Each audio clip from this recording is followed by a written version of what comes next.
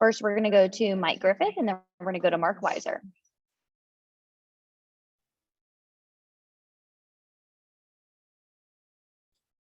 Yeah, Coach. I guess you knew that Cario could do that. Just in terms of seeing him put it together this early, how important was it for him to have a game like this to build on? I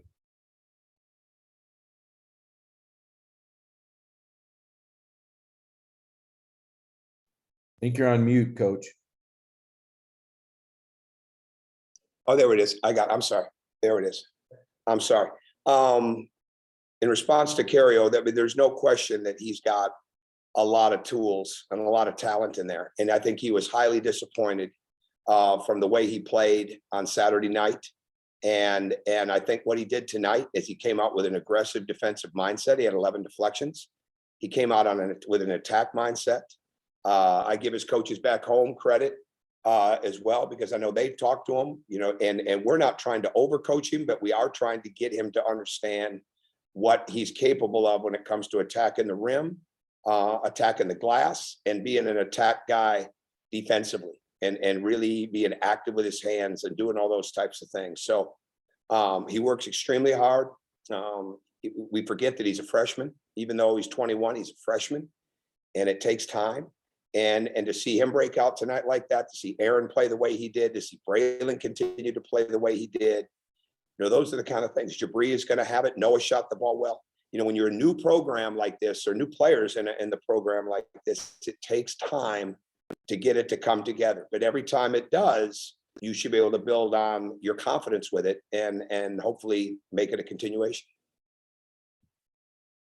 Tom, you've seen a lot of basketball. Do you still get excited when you see a player make the kind of highlight plays he makes, or is it just move on and play defense? Yeah, I don't. I'm not as much. I'm not as much with that. I just look at the game differently.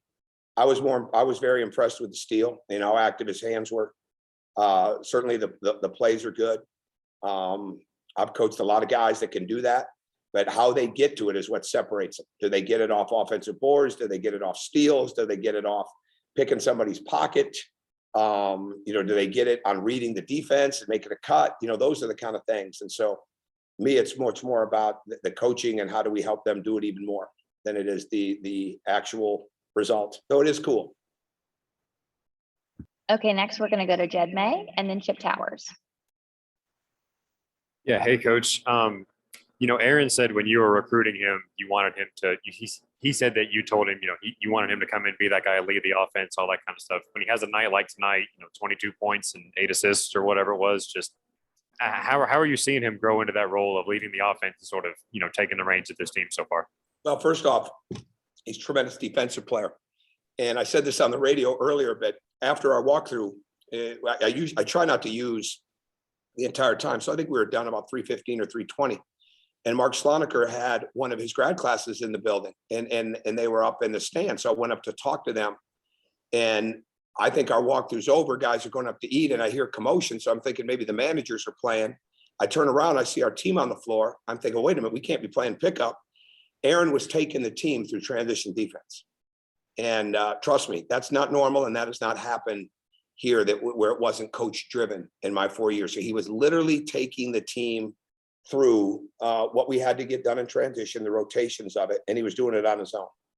And that's the kind of leadership we need. They didn't go up to eat until he was done, and that's what you need. And the game that he had, when you do things like that, the fact that he scored 1,000 or he scored his 1,000th point tonight, those are really, really good things. And I think he's going to get better and better. He's improving. He's made so many strides since he's been here, and he made a lot of strides in games since the Charlotte exhibition we had 3+ weeks ago.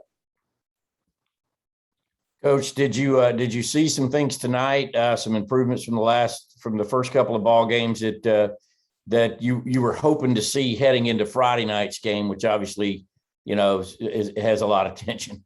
Well, we're behind in certain areas, and we're behind in zone offense.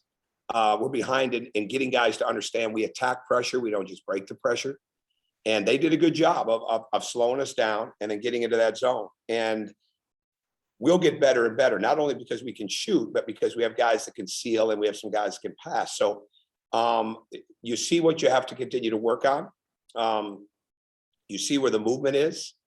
You see where they're making progress on the defensive end. We've got to get better at guarding the dribble. That's a constant challenge, probably for most programs, but it's definitely a challenge for ours. We've got to continue to understand how to get matched up and talk in transition. And we've got to continue to understand how many good things happen when we get 3, 4, 5, 6 passes and the ball gets reversed 3 times. Okay, next we're going to go to Lance McCurley and then Drew Beal.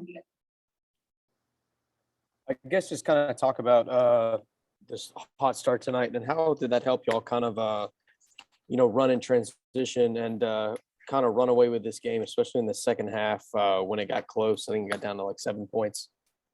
Well, I think we kept guarding, and when we weren't scoring, we didn't come back down on the defensive end and hang our head.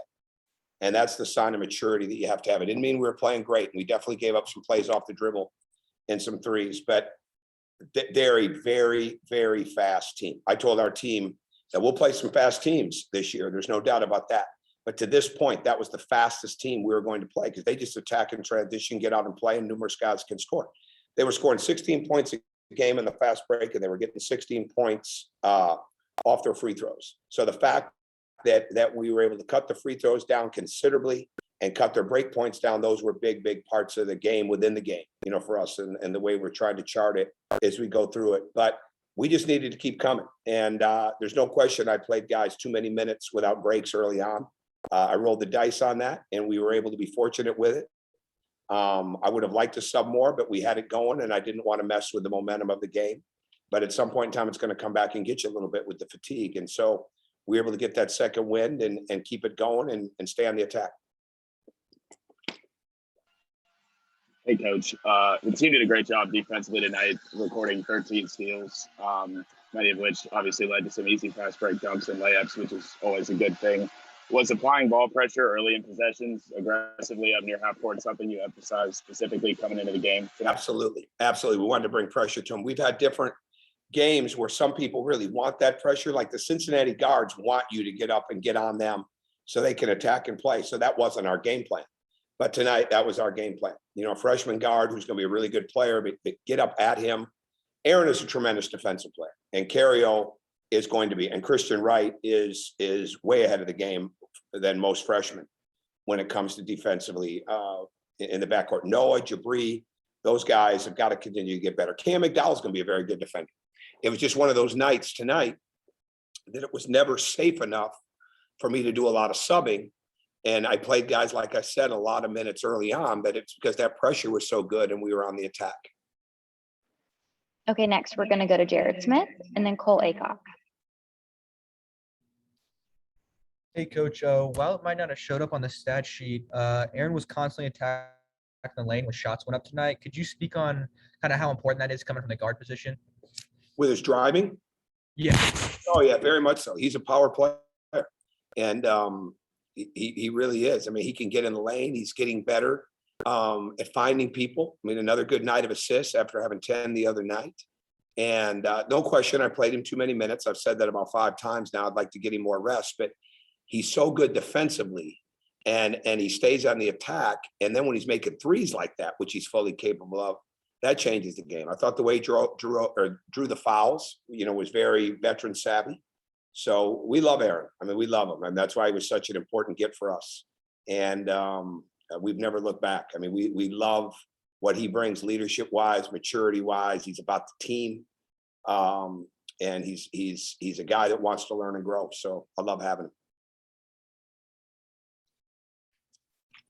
Yeah, Coach, following the Cincinnati game, you talked about how you want to place an emphasis on all 5 guys being engaged once the ball goes up. How do you think you did in that aspect tonight and how you improve on that going forward? Well, I'll have to watch the film. I mean, we want to have 5 guys in the paint. We want to block out, be aggressive there, especially on the weak side boards, and have the guards end up getting more rebounds that way. So, but again, then it's got to be guys like Jabri, Cario, Christian, Aaron. Those guys got to be huge defensive rebounders for us. And I'll look at the film, but that's a room we can always improve upon, or that's an area we can always improve upon, and we're going to have to. Okay, thanks, Coach. Congrats on the win. Thank you very much.